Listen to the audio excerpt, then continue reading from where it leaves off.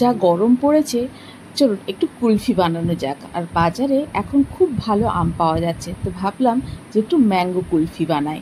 আসসালামু আলাইকুম, কেমন আছেন সবাই? বিনুর ডিশে আপনাদের সবাইকে জানাই স্বাগত। ম্যাঙ্গো কুলফি বানাবো, তবে একটু অন্যরকমভাবে বানাবো। চলুন তাহলে ঠান্ডা ঠান্ডা ম্যাঙ্গো কুলফি বানানো যাক।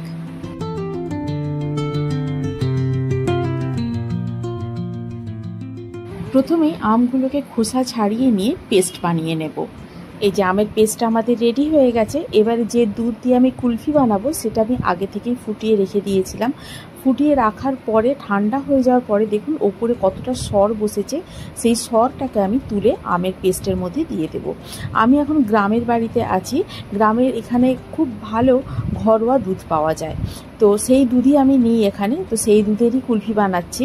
আপনারা যদি কেনা দুধের বানান তো সেখানে ফুল ফ্যাট মিল্ক যেটা পাওয়া যায় সেটা নেবেন। দিয়ে এই যে সরটা তুলে রেখেছিলাম আমের পেস্টের সঙ্গে খুব ভালো করে মিক্স করে দেব। আমি যে আমটা নিয়েছি সেই আমটা ভীষণ মিষ্টি ছিল, এই জন্য আমি আলাদা করে কোনো চিনি দিচ্ছি না। এমনিতেই আমরা মিষ্টি খুব কম খাই, তো তাই চিনিটা এখানে আমি দিচ্ছি না। আপনারা যদি চান আমের পেস্টটা যখন বানাবেন সেই সময় চিনি দিলেও দিতে পারেন। এবারে নিয়ে নিচ্ছি এখানে ডিসপোজেবল যে গ্লাসগুলো পাওয়া যায় সেইটা। আপনারা যদি চান কুলফি মোল্ডেও বানাতে পারেন, বা যে কোনো একটা গ্লাস ছোট নিয়ে নিতে পারেন স্টিলের, তাতে বানালেও একই ব্যাপার হবে। এবারে নিয়ে নিচ্ছি এখানে আমের পাল্পটা। আমের পাল্প এখানে আমি দেবো যতটা গ্লাস আছে গ্লাসের 3 ভাগের 1 ভাগ ভরে দেবো। এই যে দেখুন এতটা। এইভাবে সমস্ত গ্লাসগুলোকেই ভরে নেব আমের পাল্প দিয়ে। এই যে গ্লাসগুলো সব ভরা হয়ে গেছে। এবারে গ্লাসগুলোকে হালকা করে ট্যাপ করে নেব। এতে কি হবে, যদি ভেতরে কোনো এয়ার বাবলস থাকে সেগুলো তাহলে ঠিক হয়ে যাবে। এবারে এগুলোকে 5 থেকে 6 ঘন্টার মতো ফ্রিজারের মধ্যে রেখে দেব জমার জন্য, একেবারে যেন শক্ত হয়ে জমে যায়। এই সময় এর মধ্যে কাঠি দিয়ে দেব। এবারে দুধটাকে রেডি করে নেব। কুলফিতে দিয়ে দেব আমি আমার পছন্দের মতো ড্রাই ফ্রুটস। এখানে আমি নিয়ে নিয়েছি মাখানা কিছুটা, আমন্ড, বাদাম আর কাজু। আপনারা আপনাদের ইচ্ছা মতো ড্রাই ফ্রুটস দিতে পারেন। এখানে চাইলে আপনারা পেস্তা দিতে পারেন, বা যদি আখরোট চাইলে আখরোটও দিতে পারা যায়।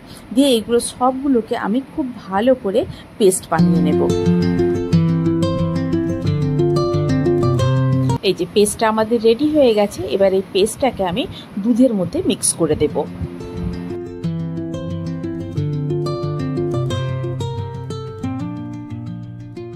এবারে গ্যাসটাকে অন করে দেবো, দিয়ে দুধটাকে খুব ভালো করে ফুটিয়ে নেব, যাতে যে ড্রাই ফ্রুটসগুলো দিয়েছি সেগুলো ভালো করে সেদ্ধ হয়ে যায় আর দুধটাও একেবারে ঘন হয়ে যাবে।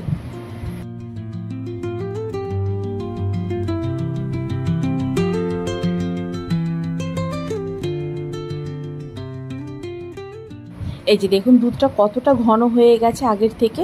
এই রকমই ঘন দুধটা আমাদের দরকার। এবারে দিয়ে দেবো এখানে আমি মিঠাই মেড। আপনারা যদি চান এই সময় এখানে চিনি দিতে পারেন, তবে চিনিটা আমি অ্যাভয়েড করছি, এখানে মিঠাই মেডটা দিচ্ছি। মিঠাই মেড দিলেও সে একই মিষ্টি চলে আসবে। এই যে দেখুন একেবারে ঘন হয়ে গেছে। এবারে গ্যাসটাকে অফ করে দেবো আমি, দিয়ে দেবো এখানে এলাচের গুঁড়ো, দিয়ে খুব ভালো করে মিক্স করে দেব। দিয়ে এটাকে একেবারে ঠান্ডা করে নেব। দুধটা একেবারে ঠান্ডা হয়ে গেছে। এবারে যে ম্যাঙ্গো পাল্পটা আমি জমতে দিয়েছিলাম সেটা বার করে নেব ফ্রিজ থেকে। দিয়ে হালকা হাতে এরকমভাবে রাফ করলেই দেখুন এটা উঠে আসবে খুব সহজে। এই যে দেখুন একদম শক্ত হয়ে জমে গেছে।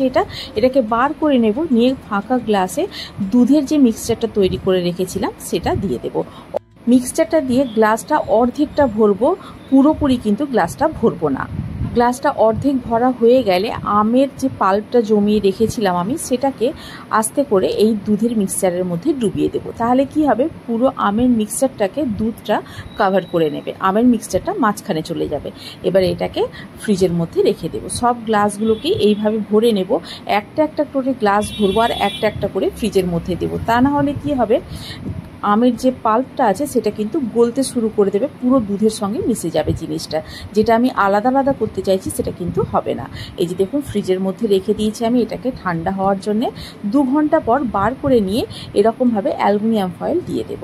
দিয়ে একেবারে আমি রেখে দিয়েছিলাম এটা ওভারনাইট বা 8 থেকে 9 ঘন্টা। এরকম খুব ভালোভাবে মনে হচ্ছে এগুলো জমে গেছে। চলুন অ্যালুমিনিয়াম ফয়েলটা খুলে দেখা যায়।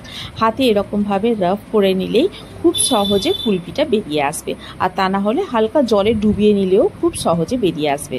এই যে দেখুন, নিচ থেকে একটু চাপ দিলেই এই যে বেরিয়ে আসবে কুলপিটা। এবারে এই যে দেখুন, আমের পাল্পটা কিন্তু একেবারেই দেখা যাচ্ছে না, আমের পাল্পটা ভেতরে আছে। চলুন এটাকে কেটে সার্ভ করি।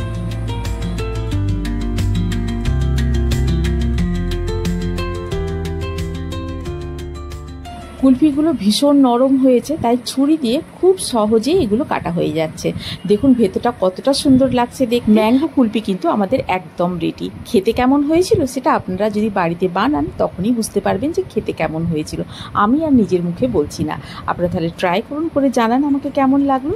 যদি ভালো লেগে থাকে তাহলে বন্ধুদের সঙ্গে শেয়ার করুন, আর যদি কোনো নতুন বন্ধু থেকে থাকেন তাহলে আমার চ্যানেলটিকে সাবস্ক্রাইব করে পাশে থাকার অনুরোধ রইল। আজ তাহলে এই পর্যন্তই, আবার দেখা হবে। ভালো থাকুন, সবাইকে ভালো রাখুন। আল্লাহ হাফিজ।